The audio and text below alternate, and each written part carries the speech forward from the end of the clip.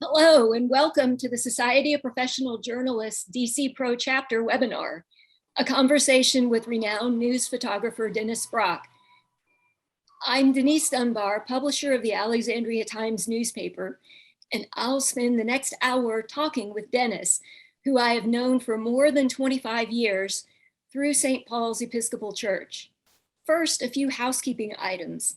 I want to thank fellow SPJ board member Dan Kubisky, who is the technical wizard behind this program. Thank you, Dan, for so generously giving of your time on this and so many chapter events. Thanks also to SPJ board members Catherine Foxhall and Deanne Divis, who helped publicize this event, and to chapter president Randy Shostak for his unfailing support and kindness.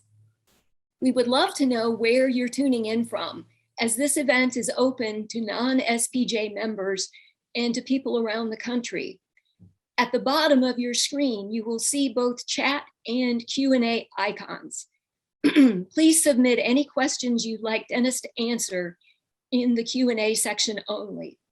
We will be discussing Dennis's photographs in 3 sections: Beatles, presidents, and other, and I'll ask your questions at the end of each segment. Be sure and say where you're from as well as your name with your question. The chat icon should be used only by SPJ to share information, so be sure and send questions only through the Q&A icon. And now to the main event. It is my privilege to introduce Dennis Brack Sr., who I met in the mid-1990s at a church dinner. Dennis is an award-winning photographer originally from Dallas, Texas, whose career spans 6 decades and whose work has appeared in many publications, including Life, Time, Newsweek, and the Washington Post. Brack is best known for covering 11 administrations as a White House photographer, beginning with the Kennedy presidency through a contact he had made while previously interning for the Dallas Morning News, and ending with the presidency of Donald Trump. Brack is also known for his iconic photographs of the Beatles' first US concert, which took place on February 11, 1964, at the Washington Coliseum. Dennis, it's great to have you with us this evening. It's good to be here. So before we get to discussing the photos themselves, could you please tell me how a guy from Dallas who was attending law school at George Washington University for a career practicing law winds up almost 60 years later as a world-renowned photographer? Well, I don't think it's world-renowned, maybe renowned, but not infamous, maybe, I don't know. But anyway, I was always wanted to be a photographer, and in high school and college did that. And then I had always summer jobs, and one was an internship for 3 years at the Dallas Morning News, and that's what I really wanted to do. But at that time, photographers were, most of them were newspaper photographers, and they were cigar smoking, they were big 4x5, and the technology, that was just what it was, and pretty rough. Some of them were pretty rough. And the highest salary was like $100 a week, I mean, a year. No, I'm sorry, $100 a month. No, I'm sorry, got that wrong, $400 a month. So there was really not anywhere to go. And my dad says, look, let's think about this. And he says, I'll foot the bill for law school if you want to change your career. Whether you practice or not, it's up to you. And so that's where I came up, took the SATs, and got into GW Law School, and started to be in the first year was very hard. And then the next 2 years are pretty easy because there's only 2 tests a year. And I didn't go to many classes, but I did take the tests, and I did graduate. It was a dark day for GW Law School, but anyway, that's how I got here, and I just started. Yeah. So then, how did you get started with the actual taking the photographs? How did you get into the Kennedy White House the first time?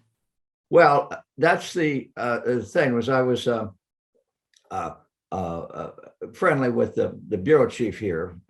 He had worked in Dallas for the Dallas Morning News, and it was such a different time. And it was everything was so easy. Security was almost nothing, and so I just was talking to him. Says, I'd love to go over to the White House and cover Kennedy. Everybody would. And he said, oh, that's no. I'll call over.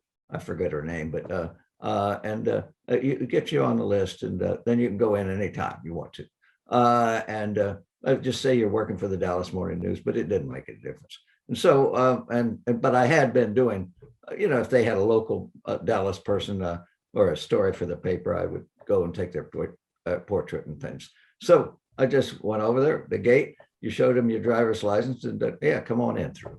And and most of the stuff I did at that time were roast garden events and all public things. So I don't think they even dealt with pools back then. It was just, but there were very few photographers. Okay, and then let's segue into talking about the Beatles concert. How did you get that assignment? You were really a young guy at that time. Well, yeah, it's so different that there was there was no Getty and no photo agencies except two. And some celebrity agencies, but there was Black Star, which is the company I had worked for and did for almost 60 years, and Magnum, and that was it. But Black Star was the big thing, civil rights movement, and really a big thing in the 60s. And so I went up to New York and showed my portfolio, and old Mr. Meyer he says, yeah, what do you do during the day? And I says, well, I'm a law school. Of course, he says, looks at the portfolio and says, well, stay in law school. And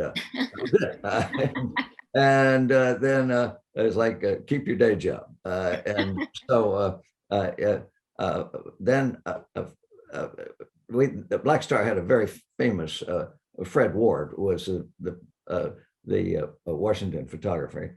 And either Fred was out of town or something, and they had these assignments for the Beatles. And so I get a call, and frankly, I didn't even know who they were. And so so sure, I'll be there. And I met the train, and that's where we started out. That's great. And had you seen them on Ed Sullivan when they had appeared 2 nights before? I think I did. Yeah. Okay. So you got a little bit of a sense of them from yeah, that. exactly.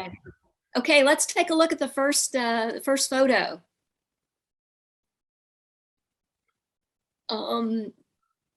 Actually, why don't we, while we're getting that called up. So the best known photo that you have from this concert is the iconic image of Paul and John singing in the spotlight with George and Ringo in the background. Can you explain how you were able to get that particular image and that perfect spotlight on them? Well, at that time, Washington had, there we go. There we go. Washington had very few places, actually two, the National Guard Armory and this old ice rink and the Uline arena. And it was an ice rink, but the guy could do something over the ice or do something. And it was the only venue for a paid concert like this. And they had the Ringling Brothers Circus came there. Bobby Dylan came there, many other acts, and it was decrepit. And also you see that wonderful spotlight going through. That's not my light, that's theirs.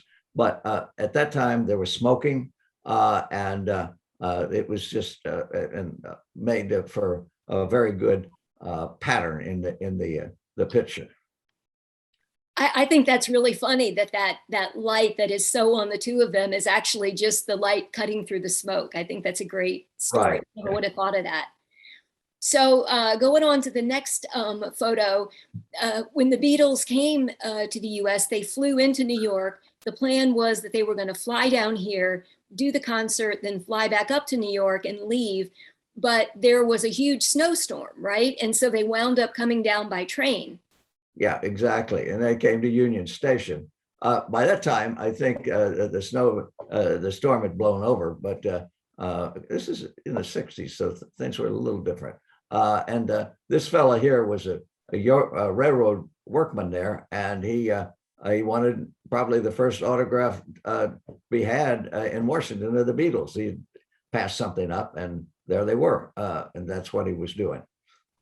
That's great. Okay, so let's go on to the next one. So the Beatles sort of toured around town a little bit that day, right? They made a few different stops, and this one there, the lads are having a bit of fun in the snow. Well, yeah, you can see the Uline Arena in the background, and it's still there today. I think it's an REI sports store or something. But they were just clowning around. The snow was there, and at that point, their limousine was right next to them, and so just before they got in, they did this, and so that's how that happened. Okay, and then the next photo is of them posed with the U.S. Capitol in the background, and I think that's a great image of the four of them. They're in their long winter coats, and you've got sort of this iconic, now iconic group with the iconic U.S. Capitol in the background. Yeah, that what actually happened is a photographer from British newspaper at that time, and he since was pretty famous. He was Harry Benson, who worked for People and Life and things later on. But right now he was just a British photographer, and they didn't have enough room for him on the whole car. They had one rental Cadillac, and that was it for the manager and the Beatles.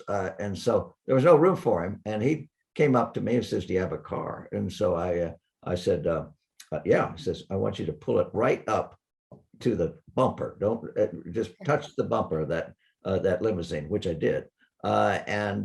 So he knew that they were going to stop, and they didn't. They just want to get out, take a picture, and get going. Not with the press, and none of the other people knew that. So we did, and we raced through town and stopped and did this picture rather quickly. So that's how that came about. Okay. And then speaking of their limo, the next two photos are actually the Beatles in their limo. The first one is of the whole group taking a look out the window, and then which that's really fun. It seems like they're having a good time. Yeah, that was right before, and my car is right back, and I made this picture quickly, and then got behind the driver's seat, and then we went on through the down the hill and past the Capitol, and right on the, and I was this strange car right behind the limousine. But you captured a look of, like, it seemed to me, genuine excitement on their faces. It was before this became old hat and a hassle to them, right? I mean, because it was in the early days, and I really like that photo. And then the next one is of Ringo with his camera. And you told me that photographers have long been fascinated by the Ringo with the camera picture. Why is that? Well, we couldn't figure out what kind of camera it was. I'd blown that thing up, and there was a number of 35 millimeter cameras, but I could not get even at the highest res. I blew it up. I couldn't find out what. I've had some people respond to that and say that they were all given cameras, the same make, but Ringo was the only one that I ever saw use it, and he and incidentally, Ringo, another photographer, Mark Wilson from Getty, I made him a print of the concert picture, and Ringo really remembered that day, and he likes that picture. But that was That's great. it's fun. So, of course, you couldn't have a Beatles concert without the Screaming Girls. So you managed to capture both the girls as the Beatles appeared, and then also you got captured them as they were waiting in anticipation. So, what kind of hysteria were you photographing here? Yeah, that was a lot of fun, and there were a lot of them. Incidentally, yeah, there's so many people that were at that concert that I've met over the years, and they remember that. I think that the price was like $2 or something. It was very cheap, and so yeah, that first row was, and I imagine they were thriving off the camera too. But anyway. Probably a little bit. And then there, I think we have one more in here of just the girls waiting, looking through the, yeah. That's actually where they were at the train station. They didn't get to, Ah, they were kind of left out of the, actually coming down to meet the train. And so that's the only place that, so obviously they knew who the Beatles were, and yeah. great. And then this next photo is really funny, right? It's a guy selling Beatles wigs. If you look closely, he's got one on, as does the guy with him. And he's also selling Beatles buttons, but Beatles is spelled wrong. Yeah, obviously he didn't know, whoever made the little buttons didn't know who the Beatles were either. Anyway, that was out in the lobby there as you went in. That's really funny. So uh, they also went to a high society event that night, right? What was that? Well, after the concert, I've been told and seen the video, was only about 23 minutes. I thought it was very long, but it was only 23 minutes long. And so afterwards, they went back to their hotel, the Shoreham Hotel, and then went to the British Embassy for a reception. And I don't know if the ambassador was there, but anyway, they changed their clothes, and they were there, and that was it was a different type of Beatles event at that time. Certainly not now.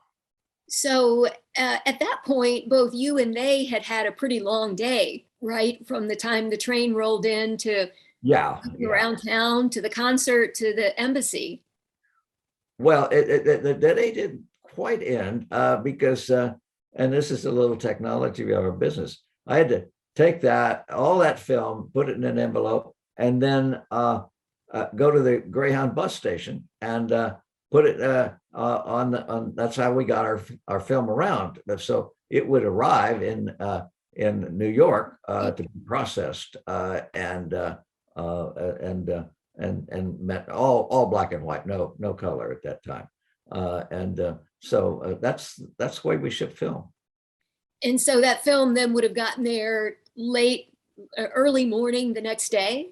Well, yeah, and actually it was picked up by Howard Chapnick, who's a very famous, he was the owner. He wasn't the owner at that time of Black Star, but he was the owner of Black Star. And so he would pick it up and take it. They had a lab there and process it. By 11 o'clock, prints were made, and they were going all over the world, mainly German magazines. I believe that was our big client at the time. Okay. So we have a few, let's just scroll kind of one at a time through the rest of the photos. So I guess, Dennis, are there any other remembrances or thoughts about that day that you'd like to share?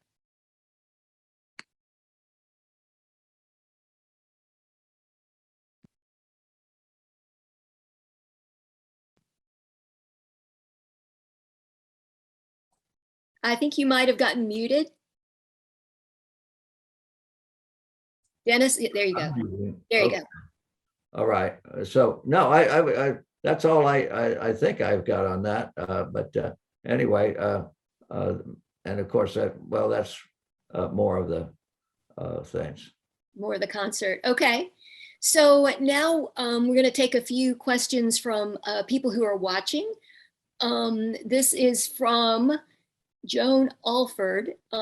She said she wants to know, Dennis, did you have to jump through many hoops with Brian Epstein to get permission to shoot photos? He was quite protective of the boys. And Ms. Alford is from Wake Forest, North Carolina.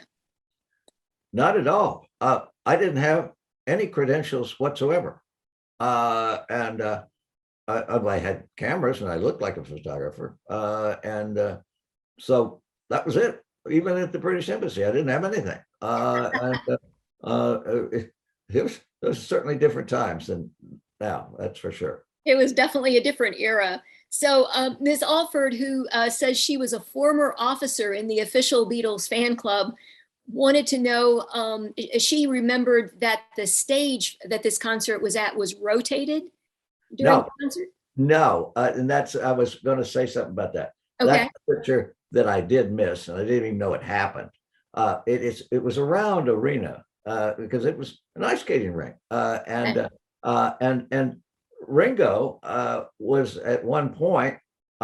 He was kind of sad that the people in back of him never got him to see him, so he got off his little podium there, and he turned it around the other way, so he was drumming to the people that didn't see him. It just reversed everything. Okay. I didn't realize it. By that time, I was, I think, taking crowd pictures or something. I had gotten the Beatles pictures, but I needed crowd, the overall and things. So I really didn't see that, but that's what I've been told. So it wasn't rotating, Ringo rotated. It was Ringo rotating, yeah. Exactly. Okay, that's interesting. Okay, so we have a question from Athena Miranda, who wants to know, where did you learn how to take pictures? Where? Oh yeah, and that's in Hillcrest High School in Dallas, Texas. Mrs. Wallace's science class. They had a dark room, and Mrs. Wallace was an ex-Dallas Morning News photographer, and so she was sponsored everything, and then I took pictures for the high school annual, and then was editor of the annual, and so if you wanted pictures, you had to take them yourself, and I did, and of course that was with the 4x5 speed graphic, and then the larger Rolleiflex and things came a little later there. Okay, the next question is from Marianne Barton, who is editor of Alexandria Living magazine. She wants to know, what kind of camera do you use and what lenses did you use for the Beatles photos? At that point, I was using it's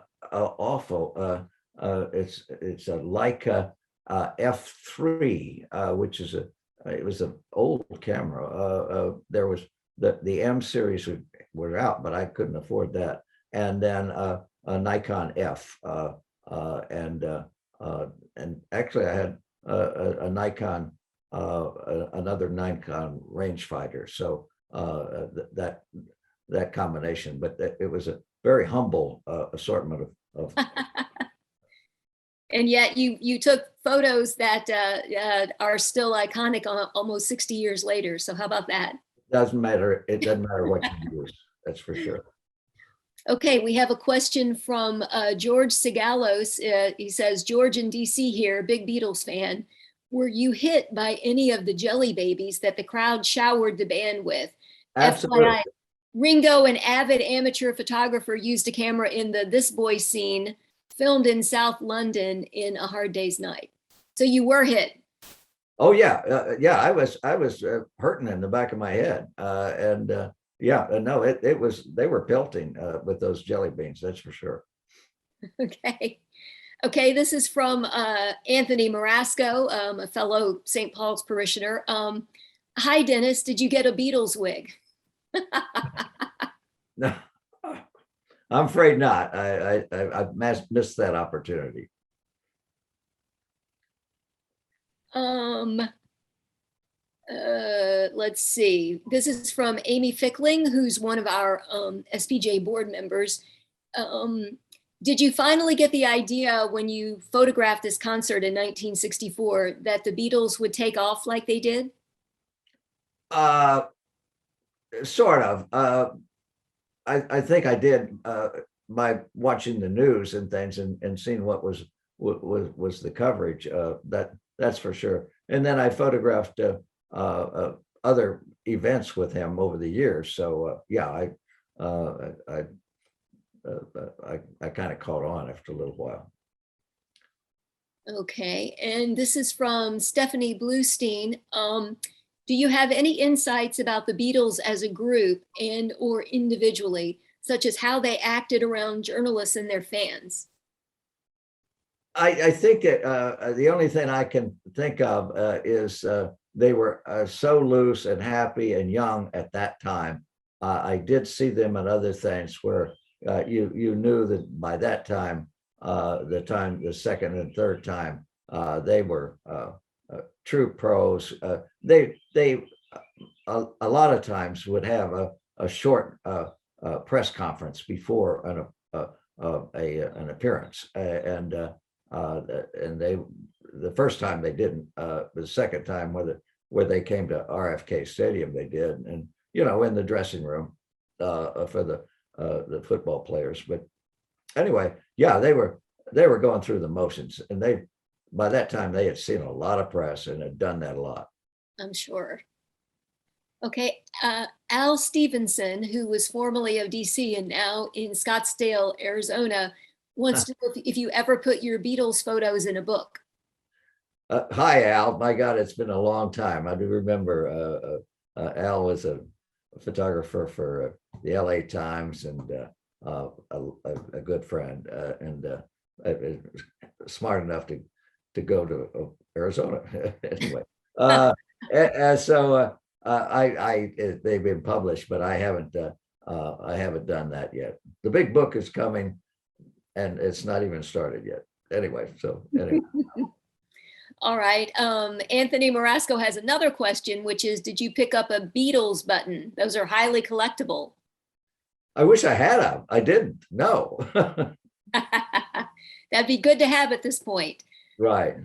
Mark Smith wants to know, how many hours did you spend around the Beatles that day? Oh, I would imagine if you total all the little segments, about 4 hours, I would imagine. Yeah. Okay. And Beverly Goods, from Beverly Goods and Peter Moen, did you get to chat with them one-on-one at all? No, I didn't. No. Okay. Okay, great. Well, let's move on to the next segment, because as cool as the Beatles are, it's as somebody who's a lifelong presidential buff, I think it's really, really cool that you were also a White House photographer. We don't have time to go talk about photographs of all the presidents that you covered. So we have 4 photographs which sort of cover a range of activities and I think are pretty representative. Let's start with the photograph of LBJ, who is also a native Texan like yourself. In this photo we're going to take a look at, can you tell us what LBJ was doing? And it looks like he's raising his shirt. What was that about? Well, he had a gallbladder operation, and this is at Bethesda Naval Hospital, and this is actually at the it's a circular helicopter landing thing, which is still used today, so he was there for a long time, and some afternoons he had gotten some chaise longue chairs. And he would sit out there and sun around, but this circular thing was like a pool. And we really, nobody would walk across this thing. They would go around it because they just thought it was a pool. And so anyway, I was there for time to do a cover story on Bill Moyers, but they didn't ask the photographers out. I think the picture that they knew that I think Tom Johnson, the press guy, knew they wanted was him and Moyers talking, which right out there. But they invited or they told the other photographers, and there were two very famous ones, Frank Cancelleri, who did that picture of Truman holding the newspaper Dewey Wins, and Charlie Tasnady. And so anyway, somebody asked him a question about, what about your operation? And he says, yeah. He says, and then he starts to go, well, Frank Cancelleri was way over to the right, and Charlie and I were right dead on. And Frankie knew he was, and he started going, but he didn't make it. LBJ held it up just for a little, just that long. And I must admit that Charlie took the first picture, and then bam, bam, bam. Well, with a motor drive, I think I got 2 frames. So it was that quick. And then he put it down. So, and so did you hesitate? I mean, it's like, am I supposed to take a picture of the president with his shirt up? Because you never knew what LBJ was going to do. He could, it's just like what he did with Charlie Gorey, who took the picture of him holding the Beagles up by the ears.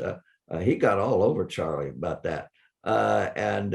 So anyway, what we really thought that he was going to come across the water there, the fake water, and chew us out, but he didn't. And then years later, Jack Valenti was his chief of staff at the time. And then he became head of the Motion Picture Bureau or Association. And so I was photographing him for a cover of a magazine. And so I asked him about that. And I says, now, why did he do that? And he says, well, he did it intentionally because there were rumors around that he had cancer, that the president had cancer. Well, he thought by showing his scar, it would show that he was it was just gallbladder. My other explanation that I think is that's just LBJ. He would just do something like that. That's Okay.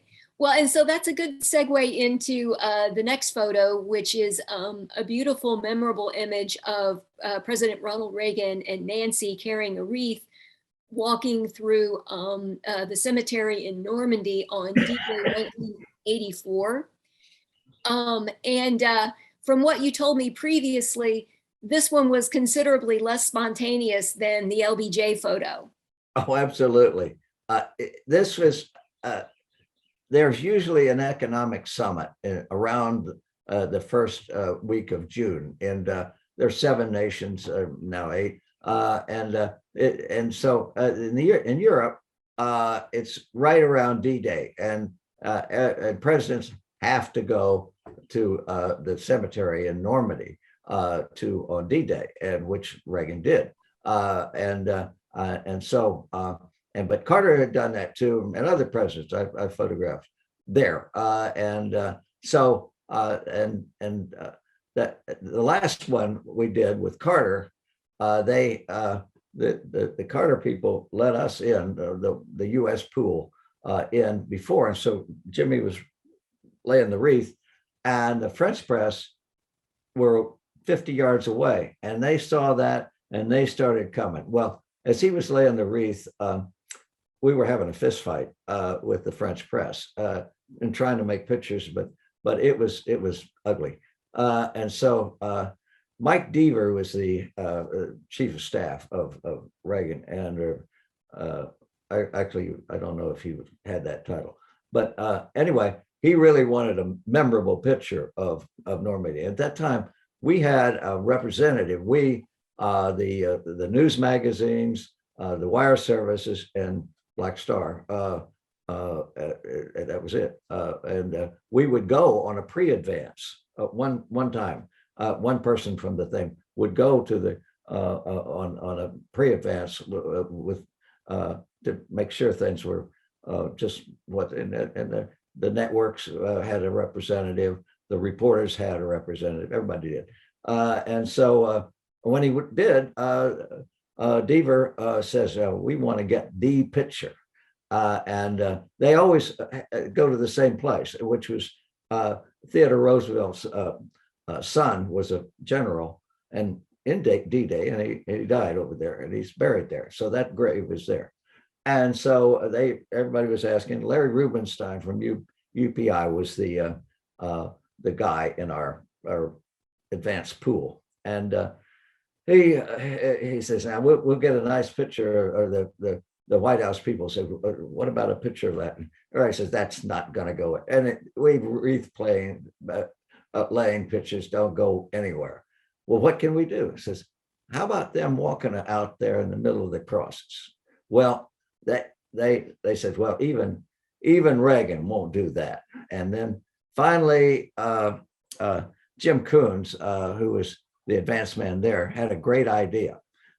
He says, as they got out of the car, they gave the Reagans two wreaths, and one was for another hero way up into the far right. And so Nancy laid that wreath, and then the path was right exactly where we wanted it to the Roosevelt, General Roosevelt's grave was right in the far left over here in the corner.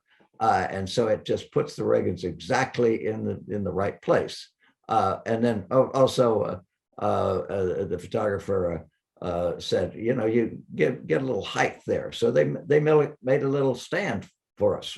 We just ran off.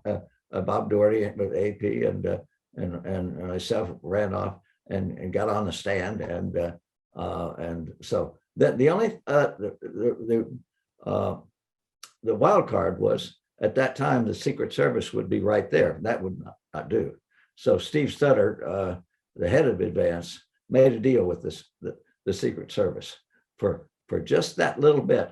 They would step back, and they did. Everything worked out. And it was a great picture. I guess I was a little manipulated, but I like to take that picture, that's for sure. Well, I would say that is a lasting picture, that was probably worth being manipulated for. So the next picture we're going to take a look at is of George H.W. Bush before he was 41, right? Before he was the 41st president. This photo was taken in August 1974, 6 years before he ran and won as Ronald Reagan's vice president. What was the context of this photo, and how did you get this great image of him racing in his cigarette boat? Well, yeah, if you remember in 1974, that summer, that August, Nixon had resigned. Ford, the vice president, became president, and we had no vice president. Well, the deal was that he would pick a president, a vice president, and then they would be confirmed by the Senate. So there were two front runners, and Time magazine really thought that Rockefeller was going to make it. But they said, Dennis, you go up on your way to Kennebunkport, get a car, and just drop in and spend one day with Bush 41 and Kennebunkport, because they're all on vacation. And so I did, and met him. He came as his Dennis. I've known him for a long time. Sorry. Anyway, he says, I'm glad you're here because I just got Fidelity 2, my new cigarette boat, but I still have Fidelity 1, which will be shipped off tomorrow because I've sold it. And I said, so I'll get in my new one, you get in the old one, and we'll get some sorry about that. We'll get some good pictures. Excuse me. I'll tell you what, yeah, you get a drink of water, and I'll be right back. That's okay. So I'll keep talking about that one for a minute because I believe that they sort of that Bush sort of pulled a fast one on Dennis because when he got in the boat, of course, they floored it. They floored the gas, and Dennis was thrown back, and of course, there was no way to actually take a picture at that point with the boats going so quickly. But he was very clever in how he wound up getting this particular photo. Well, yeah. Anyway, thank you for the, glad we rehearsed that. Cough drops. Cough drops help. I saw this barge that they had, and I said, put me on that barge. Bush 41 came over. I says, you go as fast as you can, and as close as you can. So I'm laying on this barge. It was the perfect place. I made that picture. So, so many people have stories about George H.W. Bush. You know, they talk about what a terrific people person he was, that, you know, he was thoughtful, that I think there are thousands of people who have handwritten notes from him of various kinds. Yeah. I have a friend who sent him a letter of apology after not voting for him in 1992. And Bush wrote him back and said, it's okay, I forgive you. So well, what was he like as a person to cover? Yeah, and I've got some of those notes too, but he was having a bad time about a year before he passed away. And so I had that picture. I made him a print and sent it to him just to say, you know, a reminder of good times. And sent a picture. Becky has actually, she's got a book out, the president I know, or something like Bush I know. And anyway, it was a typewritten letter. And then on it, Bush 41 wrote in his all around. It says, I still go out on, I think, Fidelity 12. And I don't go as fast. So yeah, he looked, he liked that picture. That's great. And that's wonderful you were able to send that to him again toward the end of his life. So yeah. The last presidential photo we're going to take a look at is Jimmy and Rosalind Carter on the veranda at the White House. And I think you told me that you were actually there for a story about Rosalind, not Jimmy, and that he was not really thrilled to see you. Yeah, this was a cover story on Rosalind. And Bonnie Angeloff, a great Time reporter, had convinced, in the interview with Rosalind, she said their favorite time of day was dusk on this is the Truman balcony. And Bonnie says, well, we'd love to get a picture of that. And well, all right, as she said, you know, have Dennis come up this evening. And so I came up, and if you, to get to that place, you have to come up through the elevator and then go down the hall and in the private quarters, and then take a right, and there you are. And so I'm waiting out there, and she's there. Rosalind, Bonnie was not there. It's just me and the First Lady. So here comes Jimmy, and he says, "What are you doing here?" And then Rosalind comes in and says, "Oh, it's okay, Jimmy. I was said this, you know, about this Time cover story, and I told him this is our favorite time of year. You just sit down here, and we'll have some take some pictures, and that's it."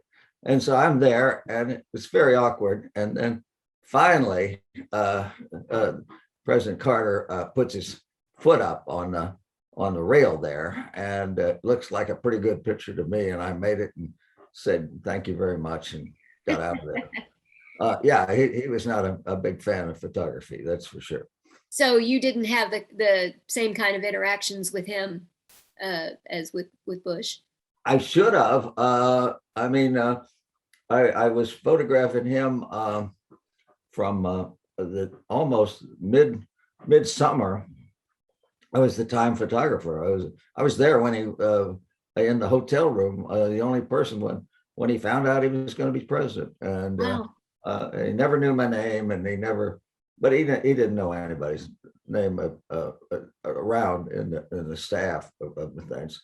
But not a lot of presidents did. Ronald Reagan certainly didn't, but he didn't know anybody's name, and so.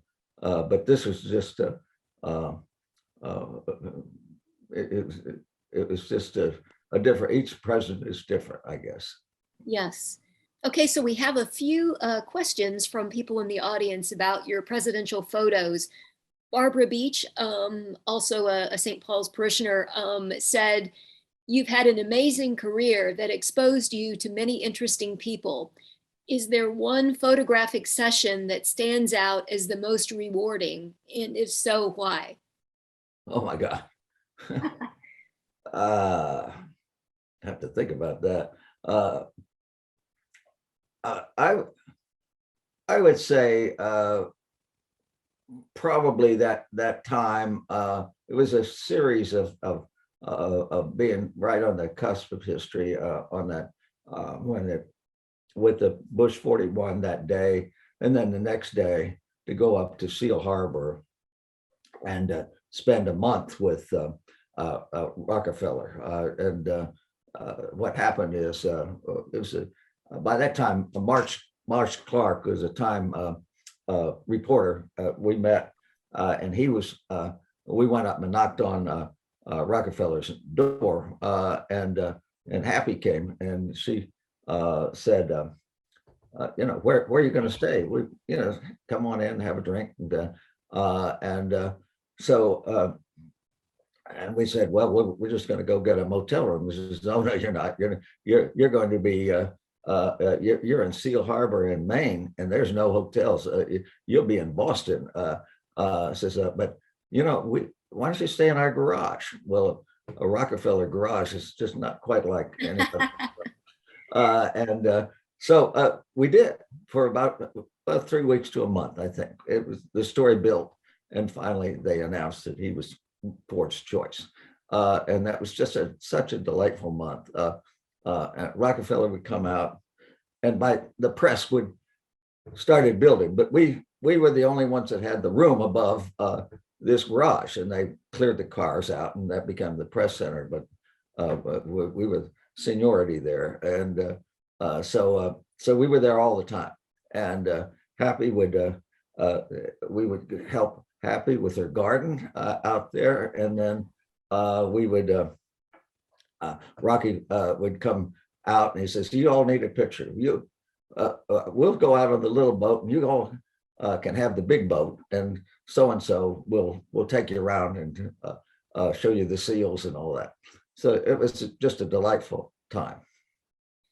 Okay, we're going to do one more question here, and then because we are getting on toward the end of this session, when we go to the other photos, what I want to do is actually scroll quickly through all of them, and then we'll go back to the first one and just talk as much as we can. But I want people to see all of the photos that we have in the next section, even though we won't have time to discuss all of them. So the next question is from Amy Fickling. I read that people said Bill Clinton was especially charismatic in person. Actually, that question just went away. So so was he, I guess, just Oh yeah, and he he had a lot in common with Bush 41, because he did like people. Bush 41 liked the individuals, and wanted to know about them, and Clinton did too. And I think that's part of the real interest in people that shows, and I think that was his charm. Okay, so let's just scroll one at a time through the photos, the other photos of some of the key events that you covered. So the first one is of the Martin Luther King funeral. Actually, maybe we're starting at the, Hmm. okay. So we have Martin Luther King funeral. We have two photos of the Washington Monument. One is of you as a young photographer, someone taking a picture of you. Then there's one that you took where you were actually above the tip of the monument. Then we have two photographs from a protest at the Pentagon in 1971. The first one was of a protester. Well, we'll just keep talking and we'll get back to the photos in a sec. But the first one was of you took the photo of a protester putting his mouth around the gun of a military policeman. Then there's an accompanying photo of someone taking a picture of you standing in the middle of the military police as that protester is doing that very strange thing. There we go. Yeah, there's that one. This is this young man. He was finally he was mentally sick, but he's the person that put the flower about two people down. I have that picture too, but I always thought this was better. Putting the flower in the end of the rifle there. But in this one, he's actually putting the gun in his mouth. And then if we can go to the next one, it's a picture of the military police that you're standing right in the middle of all of them. And was it one of your colleagues took a picture of you getting that photo? There we go. Yeah, that's exactly the same moment, isn't it? Yes, it is. Look, there's the guy. You can see him. And the officer there, I think, is telling me to get the heck out of there. But anyway, it was and Bernie Boston of the LA Times, as a matter of fact, at that time, took the picture of Flower Power about two people down. That was a traumatic day. That was May Day. Okay. And so now if we can take a look at the two photos of the Washington Monument, if we can find those. This is just such a great, this is like my favorite photo of you. You know, you're young, you've got on a tie, right? A white shirt and a tie to be halfway up the Washington Monument. What were you doing that day? I was kind of looking around and I saw the scaffold. That time I was doing a lot of work for the Washington Post magazine, which was the Potomac magazine. And so these guys from West Virginia were putting in caulk. You'll see in the stones, they were chiseling it out and then putting new ones in. And they had a contract. They knew nothing. And I just came up to them, I guess on lunch time, and I says, if you'll take me up, I'll take your picture and I'll send you some pictures. Well, all right. And they had one question. It says, "You're afraid of height?" And I said, "No." And says, "All right, but you got to stay up all afternoon because we're not going to bring you down." And so I did, and I handed one of my cameras to one of the guys doing the caulk, and he took this picture. But the interesting thing is you right under my arm there, you'll see these temporary buildings that were right there where the Vietnam Memorial is, and Lady Bird Johnson Park, and those are big buildings, and they were also on the other side too, where the Korean Memorial is, and they were all torn down. They were World War II temporary buildings. Some of them were before World War II. That's how that came about. Okay, and then let's go to the next one. So this one was roughly 1965, and this one was roughly 2000. Yeah. Right? So 35 years later. This was done. Washington Monument had two scaffolds. This was 2000, and the Discovery Channel and Target was they built the scaffold and sponsored this whole thing. And they the contractor says, "Oh no, our insurance won't." And finally, both the Discovery Channel and and Target says, "We want our photographer up there, and if not, we're stopping the money."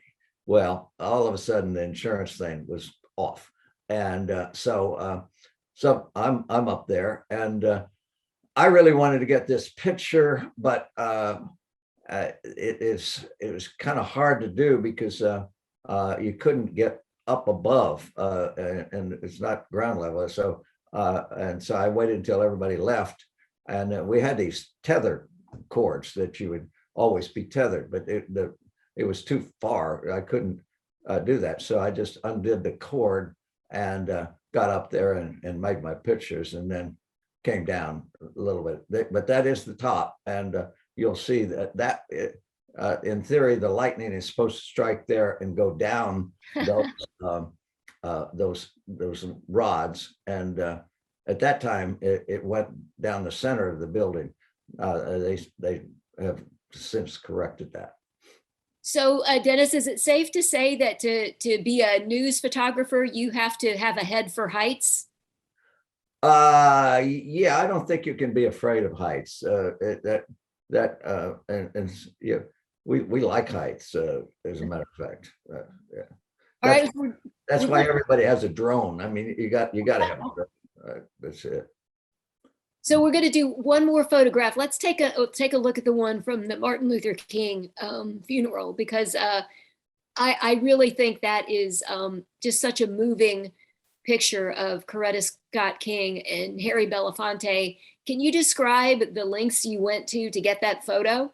Well, yeah, and it's kind of fun because I ran into my friend Harry Benson again. But anyway, this is at the graveyard, and if you recall, they at the church service, and then they walked down away a long way to the where he was buried, and everybody wanted to get pictures there. We couldn't, but there were at that time there were two cherry picker cranes, and one was used by NBC, and the other one was AP, and that was it. And so I looked through the yellow pages. At that time, we had yellow pages, and I found a crane company, and the guy was really sad about Martin Luther King getting killed and things, and he wanted to do something. He says, "I got a huge crane, but I don't have any bucket or anything." He said, "But I'll tell you what I'll do." He says, "I'll just make you a 5 foot by 5 foot piece of wood, and drill some holes, and then put four things in the corner, and then up to my cable. And if you really, you're going to have to be careful." And so that's what he did. But pretty soon, everybody found out I did that, and they said, "Can I get on?" And I called him up. And it got to about 12 people. It was, and he had kept making it bigger. And the last guy was Harry Benson, this guy that gave me the break with the Beatles picture. Well, he had been asking for favors, and he still did. Oh, every story, Harry would come up to him and say, "Dennis, could you do this?" And then, but anyway, I says, "Okay." And it says, "But you cannot move, because if you tip this thing, we're all going to go over." Well, anyway, we all get on, and Harry's the last one because he was the worst position. Well, we're going to go up. We don't have any communication we don't have walkie-talkies or anything with this guy, and he can't see us. He has to get out of his truck and come around to see us. And so so we're craning up and down and things, and Harry decides he's got to move. Well, the thing starts going like this. Equipment is falling off, but anyway, it didn't hit anybody. And we didn't. No people fell off. Well, probably a camera and a lens or something like that. And but anyway, it fell on the ground, and I don't know who else even if it was found. But anyway, Harry Belafonte, we got really close, and we couldn't stop him. Finally, he stopped, but we were he could almost touch that at one point. But then we got in the right position, and we made some nice pictures. Well, I think our hour is up. It seems like it went by fast, and I know we had a few more photos we had hoped to get to. So I just want to end with one final question for you, Dennis. You took a rather circuitous route to becoming a renowned news photographer. What advice do you have for anyone in the audience who might be watching who aspires to be a news photographer? Boy, that's a tough question. It's a tough business to be in. The best advice is to go to school and learn how to write, and because whatever you do now will be done by writing proposals for if you want to go into film and or video, and that's what people are doing now. And there'll be new forms and things. But learn that, and then try to find some area that you're very interested in. Like me, when I've had so many opportunities to go into video, and myself and a lot of other photographers just didn't like it, so we continue with photography, not necessarily 35 millimeter or news photography, but large format and things like that. So, but college and writing is very important, because we don't know what's in the future for this business. Technology is just so fast. That cell phone that we all carry, great pictures. Well, thank you so much to Dennis for joining us. And Dennis, don't you have a website where if people wanted to get copies of any of these photos, you actually have them for sale? I maybe not these. These are kind of news photography. I do have a gallery of some non-news, the Dennis Brock Gallery.com, and that it would be a place to look, but they're not many of the news. Some of the presidentials are in the gallery, and Okay. some of the historic pictures are there. And didn't you tell me that you are actually donating your all of your photographs to the Briscoe Center at the University of Texas at Austin? Yeah, that's a wonderful thing, because I have a whole room full of pictures and negatives and things, and what do you do with them? The various a number of Time photographers have been accepted to, and other great photographers are accepted. Wally McNamee of Newsweek is there, and they have a great center for American history there, and the Briscoe Center, and it's a fun website to look at, Center for American History in Austin, the University of Texas. Well, I've had a great time chatting with you, and thank you so much for everyone who tuned in, and good night. Good night.